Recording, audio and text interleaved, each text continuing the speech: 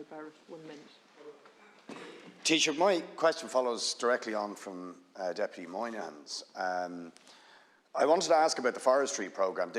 In a document that I helped leak, to the government hadn't put it there, from the DGEU, they rejected our draft forestry programme on the basis that it wasn't doing the biodiversity, basically, and very specifically referred to Coilches and the predominance of the Sitka spruce monocultural forestry model, right? And I don't even know where that's at, by the way. Have we redrafted it? When are we going to see it?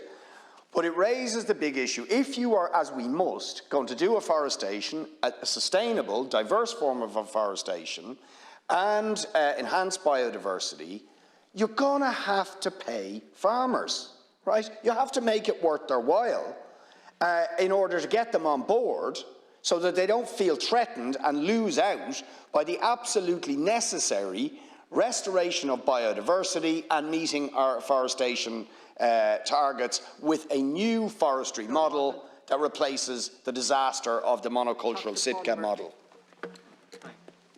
So again, I want to thank the deputies for their contributions. I think Deputy Durkin is absolutely correct that all government departments have to play a role in climate action, but obviously the ones that have to play the biggest role are transport, energy, agriculture and industry, as those are the areas that account for almost all of the emissions. But of course, housing, finance, public expenditure, NDP delivery, all those government departments have significant roles to play. And I agree that we need to get the balance right. We need to take climate action, but not in a way that causes people to lose their jobs or see their living standards fall or impacts adversely on rural development. And that's why we're trying as a government to marry climate action with economic opportunity. And there are great economic opportunities that arise from climate action, in particular the ambition that I set out for Ireland to become energy independent, developing our solar, our offshore wind, our onshore wind, interconnection, batteries, green fertiliser, green hydrogen, all of those new industries that we can develop, import substitution and export, and that's the vision we're keen to press forward with.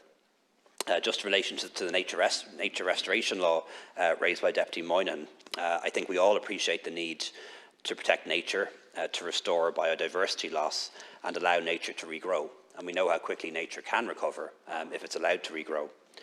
The EU nature restoration law is still a proposal at this stage.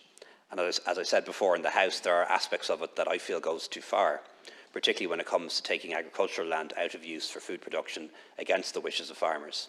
There's also potential impacts in urban areas. If you apply it to the letter, could make it much harder for grass pitches to become all-weather pitches, could place restrictions on people doing what they want with their own front and back gardens. Some very far-reaching proposals.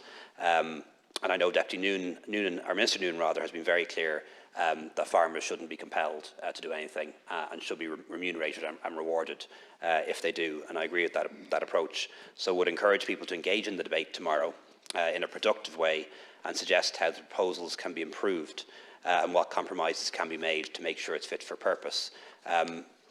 We don't yet have an agreed text. It's thought that could be ready for the Council of Ministers meeting in Luxembourg on the 20th of June. At that point, there'll be trilogue with the European Parliament in July, leading to potential ratification by the end of the year, then giving us 2 years to prepare a national restoration plan. We do need an impact assessment, how it would impact on us economically and socially. I think that's important as well. And I know that at the European Parliament levy, there have been negative votes, I think both at the Agriculture Committee and the Fisheries Committee, which I think are significant. In relation to aviation, I think aviation makes up maybe 2 or 3% of our emissions. And we are an island nation, so we rely on aviation in the way that other countries don't for connectivity. I'm not sure what percentage of the 2% the private jets make up.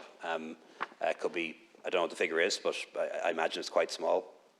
And I think banning them outright could have negative impacts on investment and employment. Certainly, if a CEO or a chairperson from an IDA client company is coming in, I don't think we could say to them that this is the only country in Europe where you can't land your jet, but please invest here and employ thousands of people. I don't think a unilateral approach from Ireland would work in that regard. What might make more sense would be a tax or a requirement that sustainable aviation fuels be used over time. That might be a more realistic approach than the sledgehammer approach, which would probably essentially say that Ireland is closed to investment from major companies into the future.